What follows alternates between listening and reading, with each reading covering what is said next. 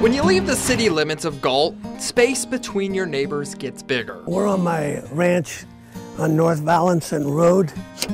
And space is important to people around here. Hey, Jakey, hey. You see, space allows Jeremy Edwards and his neighbors to raise animals. I've been here 15 years and I've always had horses. But Jeremy doesn't think there's enough space for the animals his new neighbors want to bring in. Well, we're probably a quarter of a mile from where the monkey sanctuary is going to be.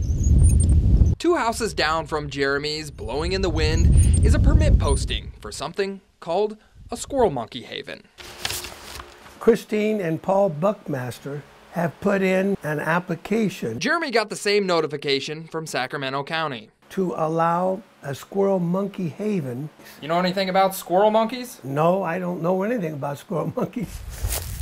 Zena Clonch also got a notification. Their place is right there, and then our bedroom window is right there.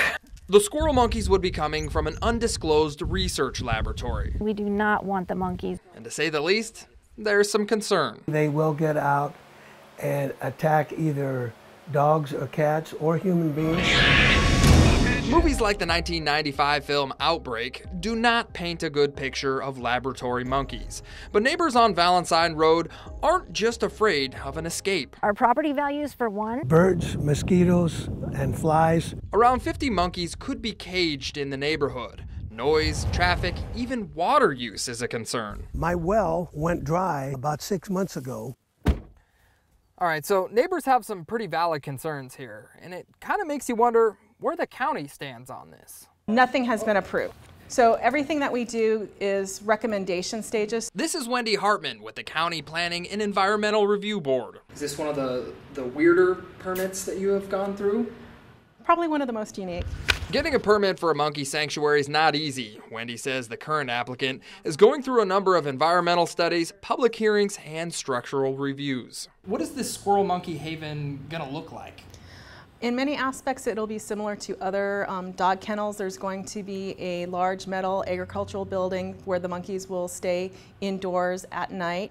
All right, so neighbors may not want a sanctuary in their backyard, but this part of the county is actually zoned for sanctuaries. Behind me is Paws. It's a sanctuary for performing animals, and it's only 8 miles from where the monkey sanctuary could be. Okay, so right now we're in the 3-acre pasture. This is Christine and Paul Buckman, the people who want to build the monkey sanctuary. Yes, I'm in the primate behavior field, and Paul is a licensed California veterinarian. Christine's been working with primates for over 30 years, and a lot of her interaction has been with lab monkeys raised in captivity. What would happen to these squirrel monkeys if you guys didn't set up a sanctuary? Well, oftentimes what happens to research monkeys is that most of them require euthanasia for data.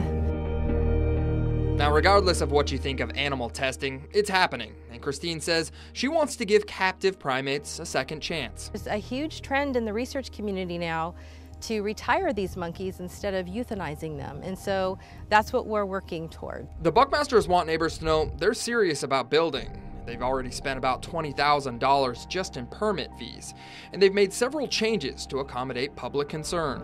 I think when the neighbors get to know me in particular, and when they come and see the monkeys sell themselves.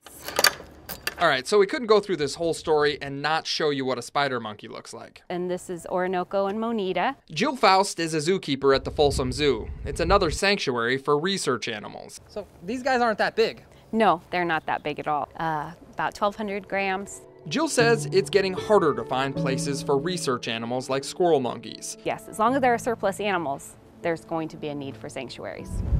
The monkeys' chirping noises could be an annoyance to neighbors, but Jill says humans have little to fear from the Chihuahua-sized primate. I think it's always good to be knowledgeable about what's going on in your own community. I don't feel that people should be just right away concerned and not have all the facts.